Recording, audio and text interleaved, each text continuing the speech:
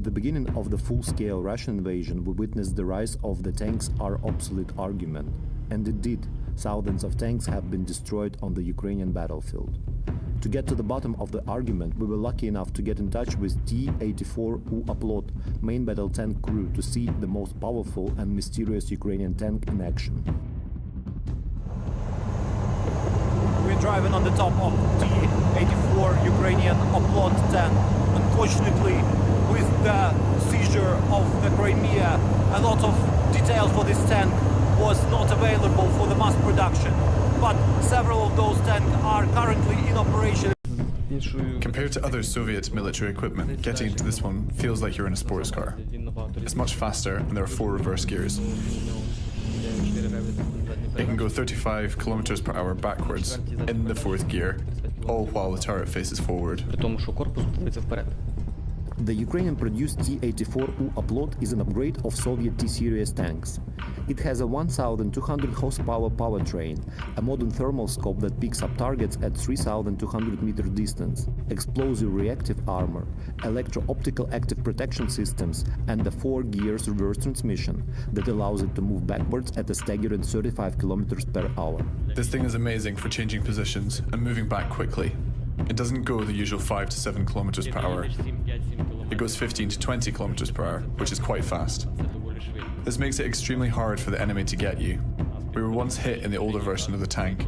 We hit reverse, but almost stood still in one place, like a target in the middle of the field.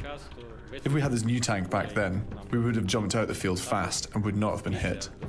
The transmission also allows you to spin with your new Armata T-14 tanks. They don't mass produce them yet, but supposedly they can spin. Our tank was produced back in the 2000s and already had that system. Our tank's rangefinder and thermal imager gives us a considerable advantage on the battlefield. When we fight against Russian combat vehicles, we straight away know that their thermal imager and rangefinders are way worse.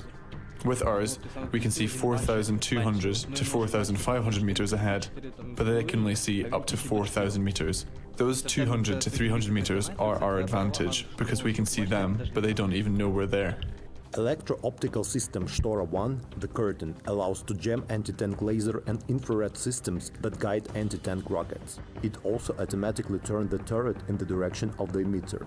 The Russian T-90 tank is equipped with the same dynamic protection systems, but improved torque and better optics give Uaplot an upper hand in real battle situations. The tank also has a special targeting system. This means that when someone aims at our tank with a laser rangefinder, our system that direction. It has different modes too. It can emit smoke that lets you see where they're firing at you from, and any driver will know where to turn the vehicle so it doesn't get hit.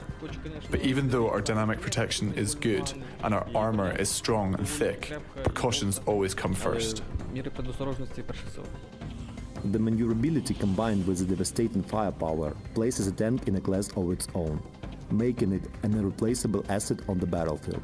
However, the Ukrainian tanks are always a part of the bigger combined arms battles. You can hide and you can maneuver with a tank.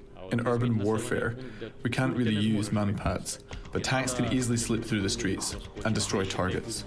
Artillery can also destroy targets, but the shells come from above and they aren't as precise. But a tank can just come out from behind a building and destroy the target with one shot. It can also cover infantry, evacuate wounded people, and bring in ammunition. Lightly armored vehicles are vulnerable in these situations. A tank will never become obsolete, because a tank is a hunter. There's no need to compare its maneuverability with other military vehicles. A tank is a tank.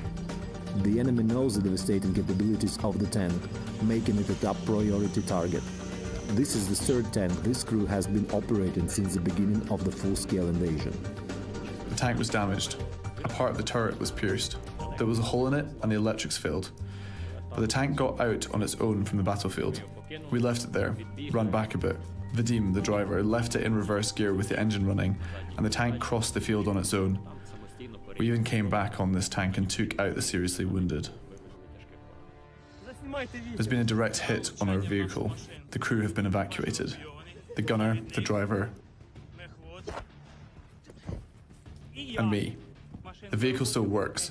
It's slowly reversing, but the tank turret doesn't work. I think the tank is going to slowly come back to us, and we'll try and get back into it. If it wasn't for my gunner, I would have stayed in the vehicle. In my opinion, the vehicle is really cool. If they made new ones like this, it would have been amazing. If we had a whole company of tanks like this, we could have done such unbelievable stuff with them. Sometimes when we get a call that the Russian tanks are coming, the guys say that they can't really do anything about tanks. Only tanks can go against tanks. Коли тільки танки можуть